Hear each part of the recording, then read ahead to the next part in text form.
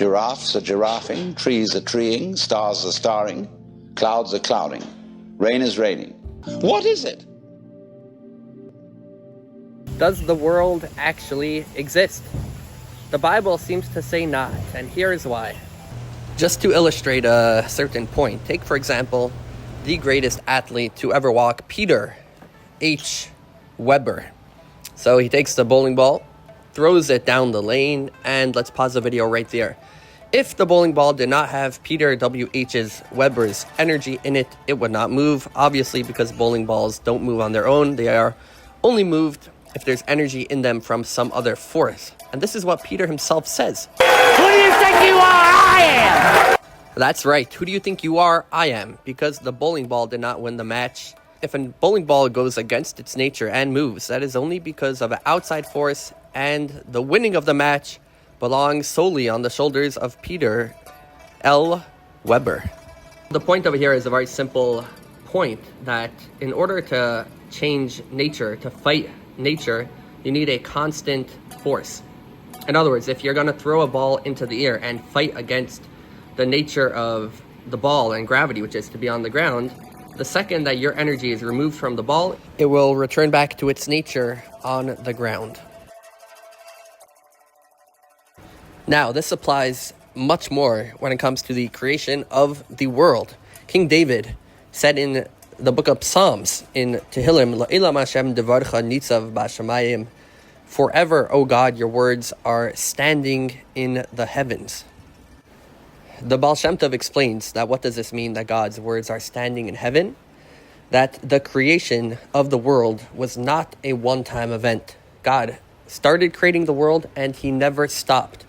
The words and the speaking that he used to create the world continue to be speaking and creating the world. In other words, God continues to create the world every single second.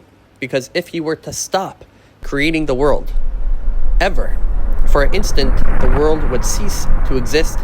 The world would go back to its original nature, which is non-existence. Logically, it must be like this. And this is why. When somebody creates an object, somebody makes a table. So he takes wood, which already exists, he puts some screws into it, builds a table, and he now built something. From a tree, now a table. When God creates the world, he was creating something from nothing. The world had nothing to go back to. The world had no standing on its own because it didn't exist. The nature of the world was not to exist. Now that God is fighting the nature of the world, which is not to exist, and making it exist, he must constantly create it. The second that his energy would be removed from the world and he would stop creating the world would return to its natural state, which is nothing. The fabulous news is that the Torah itself tells us that this is how God chooses to act. When it comes to the splitting of the sea, God turned the water into walls and made a passageway in the Red Sea. It says, how did he turn the water into walls? It wasn't a one-time thing that he just switched the nature. Because he switched the nature, it says, Beruach Kadem Aza Kol Halayla, he blew a northeastern wind the entire night. Because when you're changing nature, it needs to be constant. This is how God chooses to act, as we see in the Torah. So, if just changing water from fluidity to a wall is constant, making the world from nothing to something, the greatest change is obviously a continuous occurrence. Now, knowing this, the Alter Rebbe ends off, that comes out. The world itself does not exist as an independent existence. It is nothing and no more than the words that God puts into it to create it. It is nothing but God. What does God have to do if he wants our world to cease to exist? One word: nothing. Just like the character in the daydream. What do you have to do so that that character in your daydream should not exist? Nothing. Stop thinking about it. As we say in the Torah of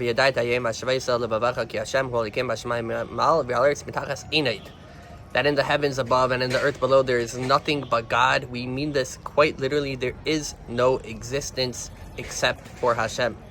And therefore, when we say that Hashem is one, we don't mean that He is the one God. We mean that He is the one thing in the world, period. There is only one, and it is Hashem.